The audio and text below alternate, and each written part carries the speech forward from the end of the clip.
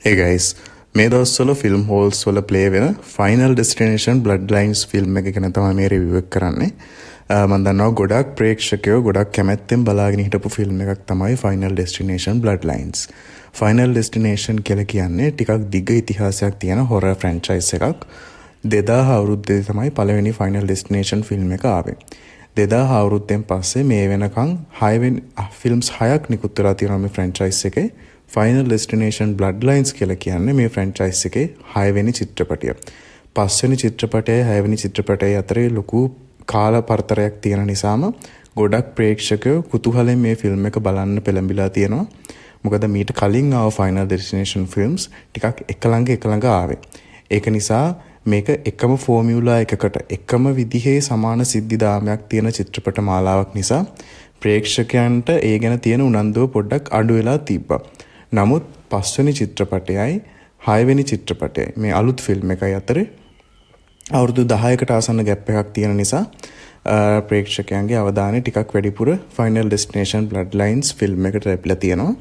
ඒක නිසාම box office පැත්තෙන් සහ YouTube එකේ ෆිල්ම් එකේ ට්‍රේලර් එකට තියෙන views එතකොට early reviews වගේ හැම පැත්තෙම ෆයිනල් ඩෙස්ටිනේෂන් බ්ලඩ් ලයින්ස් ලොකු අවධානයක් දිනාගත්ත ෆිල්ම් එකක් කිව්වොත් හරි.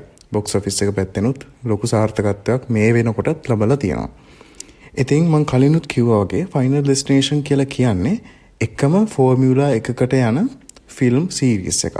මේ ෆිල්ම් සීරීස් එකේදී වෙන්නේ අපේ චරිත ටිකක් ඉන්නවා. ඒ චරිත ටික යම්කිසි අනතුරක් වෙන්න ගිහිල්ලා ඒ අනතුරෙන් වැළකෙනවා. ඒ අනතුරෙන් වැළකුණත් ඒකෙන් බේරිච්ච කට්ටිය නොහිතන විදිහවල් වලට එක එක ඇක්සිඩන්ට්ස් කියන්නේ එක එක අනතුරු වලට මුහුණ දීලා ඒ අය නැති වෙනවා. ඉතින් මේ කතා සීරීස් එකේ ප්‍රධාන ඇන්ටැගොනිස්ට් එහෙම නැත්නම් ප්‍රධාන සතුරා තමයි මරණය.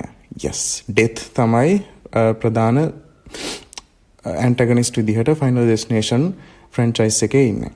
මේක වෙන්නේ ෆිල්ම් සීරීස් එකේ වෙන්නේ යම්කිසි චරිත කීපයක් අපිට මුලදී ඉන්ට්‍රොඩියුස් කරනවා. මේ කට්ටිය එකම තැනකදී ඉන්නවා. සහ මේ කට්ටිය අතරින් එක චරිතයකට අනාගතේ වෙන්න තියෙන දේවල් ගැන යා යම්කිසි පෙරදැක්මක් දකිනවා. අපි උදාහරණයක් විදිහට ගත්තොත් ෆයිනල් ඩෙස්ටිනේෂන් 5 වෙනි ෆිල්ම් එකේ කොල්ලෝ කෙල්ලෝ සෙට් එකක් බස් එක නැගලා ට්‍රිප් එකක් යනවා. මේ ට්‍රිප් එකේදී මේගොල්ලෝ පාලමක් උඩදී බස් එක නවත්තලා තියෙද්දි ඒ කොල්ල ප්‍රධාන චරිතයෙන් ට්‍රිප්න කොල්ල දකිනවා අනතුරක් වෙලා ඒ පාලම උඩින් ඔක්කොම කට්ටියයි බස් එකේ යාගේ යාළුවෝ ටිකයි ඔක්කොම මැරෙනවා. නමුත් ඇත්තටම එහෙම වෙන්නේ නැහැ. එයා හීනයක් වගේ ඒක දකිනවා. ඒ කියන්නේ පෙරදැක්මක්. ඒක නිසා එයා තමන්ගේ අවටින්න කට්ටියට ඉක්මනට අනතුරු අඟවලා ඒ අනතුරෙන් කට්ටියව බේර ගන්නවා. ඒක නිසා ඒ බේරිච්ච කට්ටියව එකකට එක්කෙනෙක් පස්සේ මරණය තමන් ළඟට ගන්නවා. ඒක තමයි ෆයිනල් ඩෙස්ටිනේෂන් ෆ්‍රැන්චයිස් එකේ තියෙන ෆෝමැට් එක. ඉතින් final destination blood lines film එකේ ඒ පෙරදැක්ම සීන් එක ටිකක් ගොඩක් වෙලා යන සීන් එකක්. එතනදි වෙන්නේ ගෑන් ළමයෙකුයි පිරිමි ළමයෙකුයි ඩේට් එකකට යනවා කුළුණක් උඩ තියෙන රෙස්ටුරන්ට් එකකට. මේක තමයි කතාව පටන් ගන්න විදිහ. එතනදී මේ ගෑන් ළමයා දකිනවා ලොකු අනතුරක් වෙලා. ඒ කියන්නේ එකකට එකක් පස්සේ වෙන ස්වාභාවික සිද්ධිදාමයක් නිසා ලොකු අනතුරක් වෙලා එතනින් ඔක්කොම මැරෙන විදිහට ඒ ගෑන් ළමයා ඒ පෙරදැක්ම දකිනවා. එයා ඒ වෙලාවේ වහාම ක්‍රියාත්මක වෙලා ඒ දේ නවත්වනවා. නමුත් එතනදී යා ජීවිත ලොකු ප්‍රමාණයක් බේර ගන්නවා. ඒ බේරිච්ච ජීවිත අවුරුදු ගාණක් තිස්සේ මරණය ඒ අයට ටිකෙන් ටික ලං වෙනවා. නමුත් එහෙම වෙන එක තමයි final destination blood lines film එකේ කියන්නේ අපිට. අපි උදාහරණයක් විදිහට ගත්තොත් ඩොමිනෝ ඉෆෙක්ට් එක ගැන ඔයගොල්ලෝ අහලා ඇති. ඒ කියන්නේ එකකට පස්සේ එකක් ස්වාභාවික විදිහට සිද්ධීන් කීපයක් වෙලා අන්තිමට ප්‍රතිඵලයක් එන එකට තමයි ඩොමිනෝ ඉෆෙක්ට් එකක් කියලා කියන්නේ. අපි උදාහරණයක් විදිහට ගත්තොත් අපි මේසයක් උඩ තියෙන යමක් පොළොවට තල්ලු කරලා දානවා. ඒ පොළොවට තල්ලු කරලා තියෙන දේ ඊට පස්සේ පෙරලිලා ගිහිල්ලා තවත් දෙයක හැප්පෙනවා. ඒ හැප්පිච්ච දේ ඊට පස්සේ පෙරලෙනවා. ඒ පෙරලිච්ච දේ තව මොකක් හරි එකක වැදිලා දොරක් කරන්න පුළුවන්. අන්න ඒ වගේ බොහොම ස්වාභාවික සිද්ධිදාමයකින් තමයි මේකේ සිදුවීම් ටික වෙන්නේ. ඒක නිසා මරණය අපිට පේන්නේ නැහැ. මරණය අපේ චරිතවලට ලං වෙන්නේ හදිසි අනතුරු විදිහට ඇක්සිඩන්ට්ස් විදිහට තමයි මරණය අපේ චරිත ළඟට එන්නේ. ඉතින් final destination blood lines film එකේ ඒ පෙර දැක්ම සීන් එක ගොඩක් වෙලා යන සීන් එකක්. ඒ වගේම තමයි ෆ්‍රැන්චයිස් එකේ මම හිතන්නේ හොඳම පෙර දැක්ම සීන් එක තමයි final destination blood lines film එකේ තියෙන ඒ සීන් එක. ගොඩක් වෙලා යනවා. ඒ වගේම තමයි සෑහෙන දෙනෙක් මැරෙනවා, දකින්නවා. ඒ වගේම තමයි අපි එක්තරා චරිතයක් ඒ සීන් එකේදී අපිට අඳුන්වලා දෙනවා. සහ අපි ප්‍රේක්ෂකාගාරී විදිහට අපි හිතනවා මේ දේ මෙහෙම වුණොත් හොඳයි කියලා. අපි හිතන විදිහටම අන්තිමට ඒ දේ වෙනවා. ඒක නිසා ඔඩියන්ස් එකේ සෑහෙන සැටිස්ෆයිං මොමන්ට් එකක් බවට පත් වෙනවා. මම ඒක ස්පොයිලර් එකක් නිසා මෙතනදී මුකුත් කියන්නේ නැහැ. ඒක ඕගොල්ලෝ ෆිල්ම් එක බලලා බලනකොට තේරෙන්නේ මොකක් ගැනද මේ කියන්නේ කියලා. ඒක සෑහෙන සැටිස්ෆයිං මොහොතක්. ඒ වගේම තමයි කලින් චිත්‍රපටිවල මේ මරණය ඉලක්ක කරගන්නේ යාළුවෝ සෙට් එකක්. පළවෙනි චිත්‍රපටි ඔක්කොගේම එහෙමයි. නමුත් බ්ලඩ් ලයින්ස් ෆිල්ම් එකේ මරණයට ඉලක්ක වෙන්නේ පවුලක සමාජිකයෝ ටික දෙනෙක්. ඒක නිසා ඒ ෆැමිලි ඩයිනමික් එක තියෙන නිසා වෙන ෆිල්ම්ස් වල හිටපු චරිතවලට වඩා මේ චරිත ගැන ඔඩියන්ස් එකේ ටිකක් වැඩිපුර හිතන්න ගන්නවා. ඒ අයගේ කැරක්ටරයිසේෂන් එකේම හොඳයි.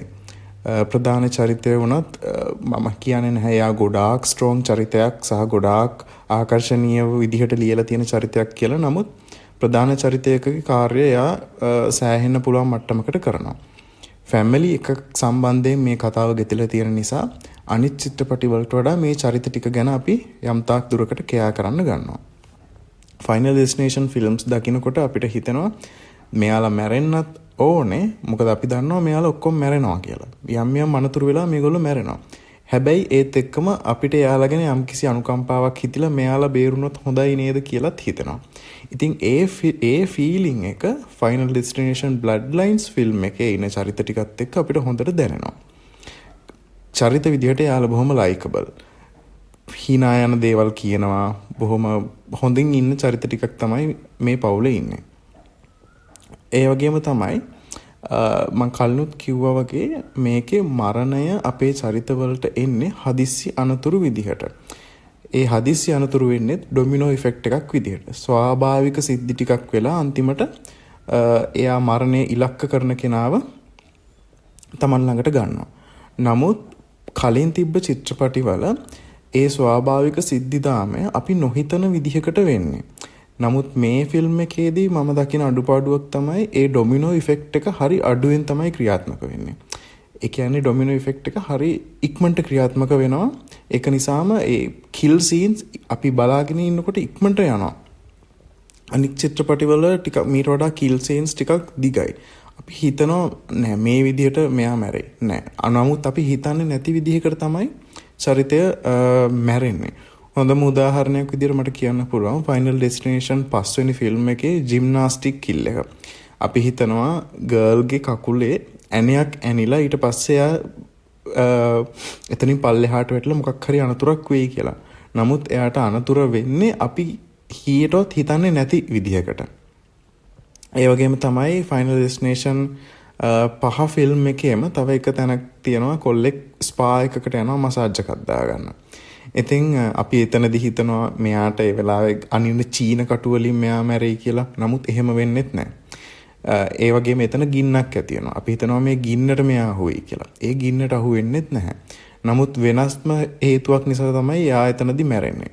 අන්න ඒ වගේ අපි නොහිතන විදිහට මේ චරිතවලට මරණය ළඟා වෙන එක තමයි ෆයිනල් ඩෙස්ටිනේෂන් ෆිල්ම් එකක තියෙන ත්‍රිල් එක. අපි දන්නේ මොන විදිහටද මේ චරිතයට එයාගේ ඉරණම විසඳෙන්නේ කියලා. හැබැයි බ්ලඩ් ලයින්ස් ෆිල්ම් එකේ සමහර කිල් සීන්ස් සමහර මරණ හරි ඉක්මනට වෙනවා. අර ටෙන්ෂන් එක හරිම අඩුයි. ඒක මං අඩුපාඩුවක් විදිහට දකිනවා. මොකද අපි බලාගෙන ඉන්නේ කොහොමද මේ දේ වෙන්නේ. නොහිතන විදිහට තමයි චරිතවලට මරණය ළඟා වෙන්නේ. නමුත් බ්ලඩ් ලයින්ස් ෆිල්ම් එකේ ගොඩක් දුරට ඒක දක්නින්න තිබුණේ නැහැ අනිත් චිත්‍රපටිත් එක්ක බලනකොට. කිල් සීන්ස් හරිම ඉක්මනට වෙනවා සහ ඒ කිල් සීන්ස් වල මැරුණට පස්සේ අපි සාමාන්‍යයෙන් දකින්න කැමතියි. නිකන් බ්ලේ එහෙම දකින්න කැමතියි. අපි ඒකනේ අපි ෆිල්ම් හෝල් එකට ගිහලා මේ වගේ ෆිල්ම් එකක් බලන්නේ. නමුත් ඒ මරණයෙන් පස්සේ ඉතුරු වෙන දේවල් එහෙම වැඩිය පෙන්වන්නේ නැහැ ෆිල්ම් එකේ. ඒකත් මම දකින්නේ අඩුපාඩුවක් විදියට. මොකද අපි R-rated horror film එකක් බලන්න යන්නේ සහ හදිස්සි අනතුරු වලින් බොහොම දරුණු විදිහට මරණයකට ලක් වෙනවා කියලා දැනත් මේ ෆිල්ම් එක බලන්න යන්නේ ඒ ඉෆෙක්ට් එක බලන්න තියෙන කැමැත්ත නිසා. ඒක නිසා ප්‍රේක්ෂකාගාරයට ඒ ඉෆෙක්ට් එක දෙන එක අධ්‍යක්ෂකවරුන්ගේ ඒක රෙස්පොන්සිබිලිටි එකක්. නමුත් ගොඩක් වෙලාවට කට් සීන්ස් නිසා අපිට ඒ ඩෙත් එක හරියට දකින්න හම්බ වෙන්නේ නැහැ. හොඳම උදාහරණය තමයි අපි ට්‍රේලර් එකේ දකිනවා ලෝන් මෝව එකක්. ඒ කියන්නේ තනකොළ කපන මැෂින් එකක් නිසා එක චරිතයක් මැරෙනවා.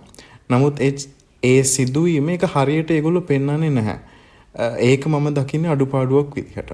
මොකද අපි ෆිල්ම් මේකින් අපේක්ෂා කරන ෆීලිං එක අපිට බාගෙට දෙනවා කියලා කියන්නේ එතන ප්‍රශ්නයක් තියෙනවා. ඒක නිසා මම හිතනවා ඒ පැත්ත ඉම්ප්‍රූව් වුණා නම් final destination blood lines film එකට හොඳයි කියලා. අනිත් එක තමයි සාමාන්‍යයෙන් ප්‍රැක්ටිකල් ගෝ and CGI ගෝ කියලා දෙකක් තියෙනවා. ගෝ කියලා කියන්නේ ඔය ලේ සහය වගේ මරණයක් එක්ක අපිට දකින්න පුළුවන් ශරීර කොටස්. ඉතින් ඒ දේවල් ග්‍රැෆික්ස් වලින් කරනවට වඩා ප්‍රැක්ටිකල් කරනවා නම් ඒ කියන්නේ බොරු ලේ එතකොට බොරු ප්‍රොස්තෙටික්ස් වගේ විදිහට පාවිච්චි කරලා කරනකොට තියෙන ඉෆෙක්ටිව් ගතිය වැඩි. නමුත් ගොඩක් තැන්වලදී ෆයිනල් ඩෙස්ටිනේෂන් ෆිල්ම්ස් වල දිගටම වගේ පාවිච්චි කරන්නේ CGI graphics, graphic blood, fake blood පාවිච්චි කරන්නෙම නැති තරම්. ඉතින් ඒක දකිනකොට හොඳටම තේරෙනවා ඒක. ඒක ගොඩක් ඉම්ප්‍රූව් කරගන්න පුළුවන් ප්‍රැක්ටිකල් අප්‍රෝච් එකක් පාවිච්චි කළා නම්. ඒ අඩුපාඩුවත් මේ ෆිල්ම් එකේ තිබුණා. නමුත් සමහර කිල් සීන්ස් තියෙනවා මේ ෆිල්ම් එකේ. අර මම කලින් කිව්වත් වගේ සමහර දේවල් සමහර මරණ ඉක්මනින් වෙලා එතනින් අයින් වෙනවා. ඉක්මනට වෙනවා සීන් එක. නමුත් හොස්පිටල් එකක එක සීන් එකක් වෙනවා. එතනදී එක චරිතයකට වඩා චරිත ගානක් මැරෙනවා. ඒ සීන් එක හොඳටම කරලා තියෙනවා. සෑහෙන ටෙන්ෂන් එකක් දැනෙන විදිහට ඒ සීන් එක කරලා තියෙනවා. ඒ සීන් එක බලද්දි මට හිතුණා මේ තමයි ෆයිනල් ඩෙස්ටිනේෂන් ෆිල්ම් එකකින් අපි බලාපොරොත්තු වෙන දේ. මේ විදිහට අනිත් මරණ ටිකක් තුනන මේ චිත්‍රපටයේ මේ ෆ්‍රැන්චයිස් එකේ ඉහළම චිත්‍රපටි 3-4ට එන්න පුළුවන්. මොකද කතාව පැත්තෙන් ගත්තොත් කතාව ඉන්ට්‍රෙස්ටිං. කතාව අපිට බලාගෙන ඉන්න හිතෙනවා. මොකද මම කලින් කිව්වත් වගේ අපි ආස කරන විදිහේ චරිත ටිකක් තමයි ඉන්නේ. පවුලක චරිත සෙට් එකක් නිසා යාළුවෝ සෙට් එකකට වඩා එතන බැඳීමක් තියෙනවා. ඒක නිසා ෆිල්ම් එක බලාගෙන ඉන්න හිතෙනවා. නමුත් අපි ෆයිනල් ඩෙස්ටිනේෂන් ෆිල්ම් එකක් බලන්න ඉන්නේ ඇයි? අපි බලන්න ඉන්නේ ගොඩක්ම කිල් සීන්ස් නිසා. ඉතින් ඒ කිල් සීන්ස් වෙලාව අරගෙන හරියට ලස්සනට කරනවා නම් ඒ ෆිල්ම් එක සාර්ථකයි. ඒ වගේම තමයි එක මරණයක් සහ ඊළඟ එක්කෙනා මැරෙන සීන් එක අතරේ තියෙන ગેප් එක ටිකක් වැඩි මේ ෆිල්ම් එකේ. ඒ ෆිල්ම් එකේ ඒ ගැප් එක ඒගොල්ලෝ යොදාගෙන තියෙනවා චරිත අතර තියෙන කැරක්ටරයිසේෂන් එක වැඩි කරන්න. ඒක හොඳ දෙයක්. නමුත් ඒක ඊට වඩා ටිකක් අඩු වුණා මං හිතනවා ඒක චිත්‍රපටයේ වාසියට තියෙන්න පුළුවන් කියලා. ඒ වගේම තමයි ෆයිනල් ඩෙස්ටිනේෂන් ෆිල්ම්ස් වල අපිට එක චරිතයක් මතුවෙනවා බ්ලඩ්වර්ත් කියලා. බ්ලඩ්වර්ත් අපි මුලින්ම හම්බෙන්නේ ෆයිනල් ඩෙස්ටිනේෂන් පළවෙනි ෆිල්ම් එකේ. ඒ වගේම තමයි එයා මට මතක විදිහට ෆයිනල් ඩෙස්ටිනේෂන් පළවෙනි ෆිල්ම් එක, දෙවෙනි ෆිල්ම් එක, පස්වෙනි ෆිල්ම් එක කියන ෆිල්ම්ස් තුනේ ඉන්නවා. තුන්වෙනි ෆිල්ම් එකේ මට මතක විදිහට එයා එක්තරා චරිතයක් වොයිස් කරනවා. තුනේ තියෙන රෝලර් කෝස්ටර් රයිඩ් එක සීන් එකක්.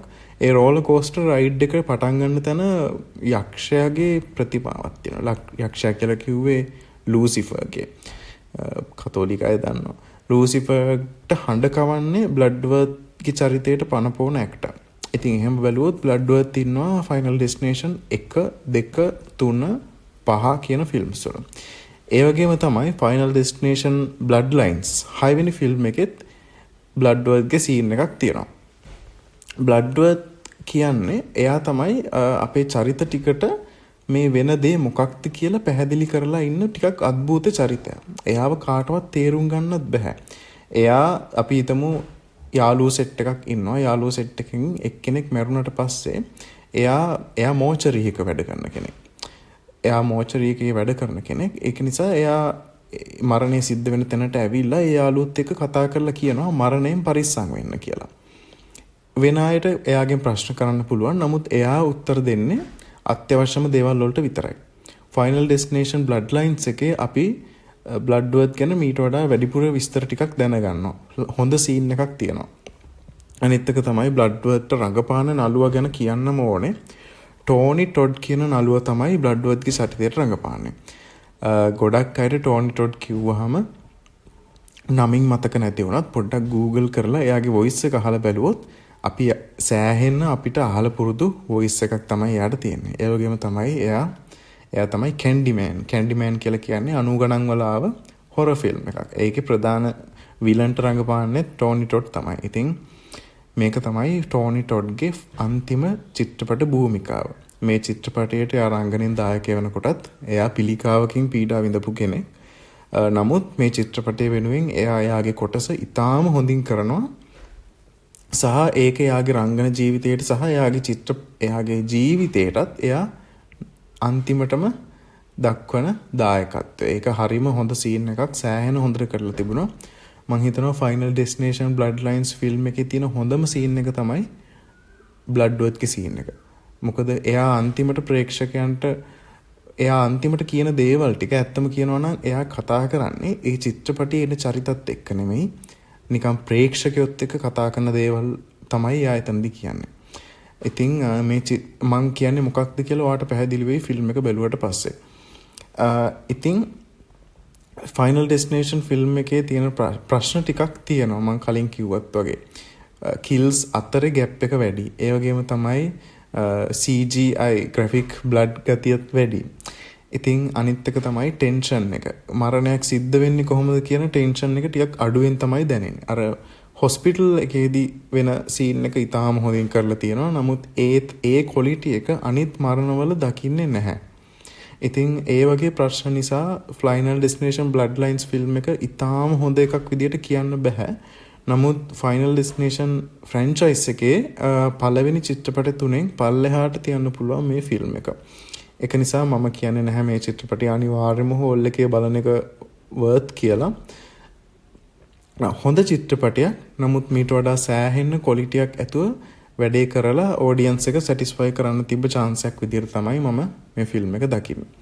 රෑන්කින් එකක් විදියට ගත්තොත් ෆයිනල් ඩෙස්ටිනේෂන් පළවෙනි එක තමයි මම නම්බර් 1 ෆිල්ම් එක විදියට දකින්නේ. ඊට පස්සේ හොඳම ෆිල්ම් එක විදියට මම දකින්නේ ෆයිනල් ඩෙස්ටිනේෂන් 5 වෙනි චිත්‍රපටය. 3 වෙනි තැනින් තියන්න පුළුවන් ෆයිනල් ඩෙස්ටිනේෂන් 3 ෆිල්ම් එක. ෆ්‍රැන්චයිස් එකේ 4 වෙනි ෆිල්ම් එක විදිහට ෆයිනල් ඩෙස්ටිනේෂන් බ්ලඩ් ලයින්ස් 6 වෙනි ෆිල්ම් එක තියන්න පුළුවන්. ඉතින් ඔන්න ඔය විදිහට තමයි ෆයිනල් ඩෙස්ටිනේෂන් බ්ලඩ් ලයින්ස් ගැන මට හිතෙන්නේ. ඉතින් ඕගොල්ලොත් මේක බැලුවා නම් කමෙන්ට් එකක් දාලා මොකද හිතුනේ කියලා කොටාගෙන යන්න. ඉතින් ළඟදී තවත් හොඳ ෆිල්ම් එකක් බලන්න සෙට් වුණොත් ඒ ගැන කතා කරමු. කට්ටිය පරිස්සමෙන් හොඳින් ඉන්න.